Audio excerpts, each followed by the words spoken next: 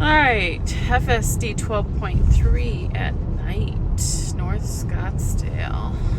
We're gonna go pick up some PF Chang's. Oh yeah, we got the puppy too. You wanna say hi, puppy? There he is. Say hi. You like FSD? Okay, it's doing a good job. We did an unprotected left earlier. Did a great job.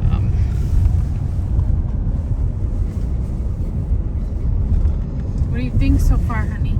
Good. I'm just curious when it's going to start slowing. Now it is. Okay, that's good.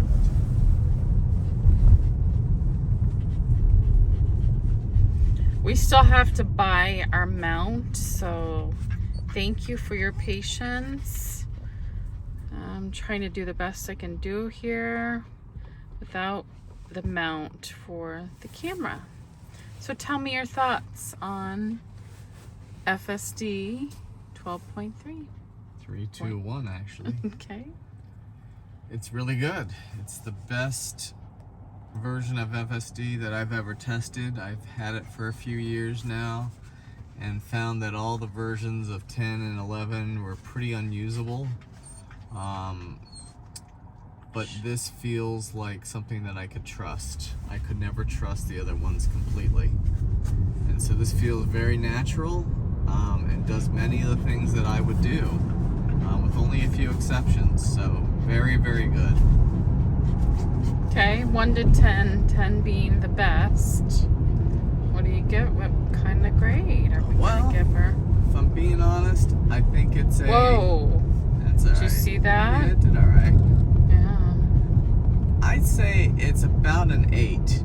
Okay. Because it's doing really well. It's got some things to fix, and there's some things that they have to do to finish it to make it a real full self-driving product for robotaxis. Okay.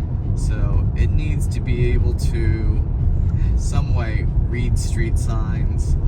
It probably needs to be able to interact with hand signs if there was a police officer and the traffic signals were down. So it would need to know how to do that. It needs to recognize emergency vehicles. There's a lot of little What about things. railroad tracks? Railroad tracks. Chuck Cook is Chuck working on Cook, that. yeah. Say hi to Chuck. We watch your videos, Chuck, and... So today we did a U-turn. Didn't get it recorded, but we'll do it again.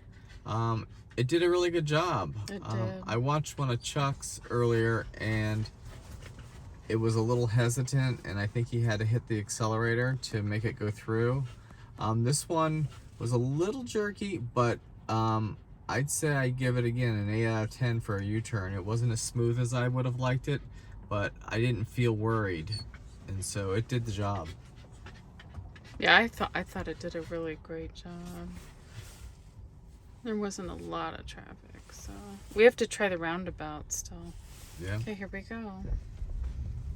So, our car is driving us to PF Chang's. We get some foodies. I've also noticed that the nag for the steering wheel is much less pronounced. It used to be like every 60 seconds to 2 minutes, and now I don't really notice it very often. I have my hands there, but I'm not really pressing, so I'd say it's more like every 15 minutes before it actually nags me. I don't know if that's by government standards, but I prefer it. Okay. And we tried the auto park earlier, so I will link that video below. And, oh, did you have something else to say? No. Yeah, so in auto park, I'm not sure that it's connected to FSD. Last night we took a ride, and we got to our destination, and there was no option for auto park at the end of the day when it just basically stopped when we got to the restaurant.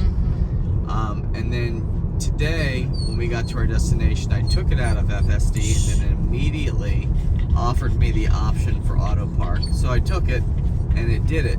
So it's kind of a two-step thing, and so I don't mind that right now, but I think once again, ultimately, it has to be a one-step integrated process that when you choose your trip planner in the beginning, it should offer you the option, do you want to park when you get there?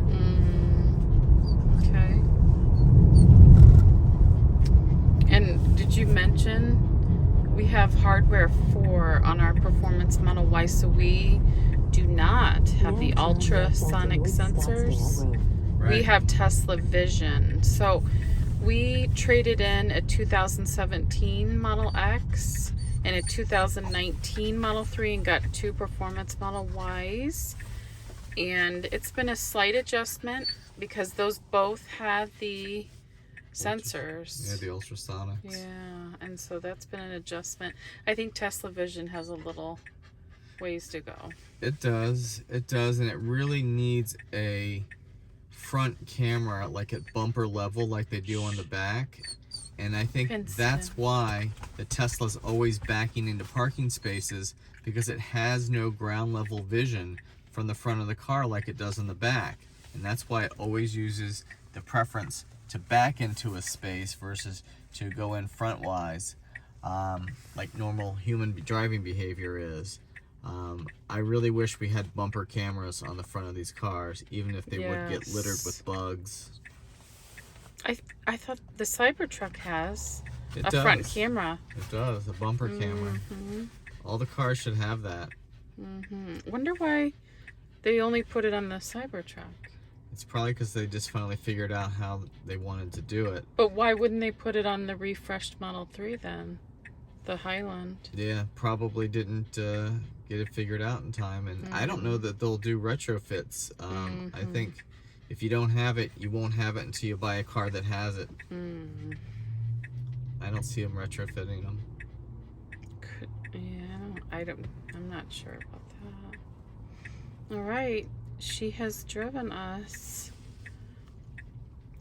almost all the way. Well, no, she has driven us all the way. We're almost there to PF Chang's. So here we go. Yeah, we're gonna be turning to the center here. Will she do the auto park? Well, let's see. Okay. I don't think she's gonna do auto park.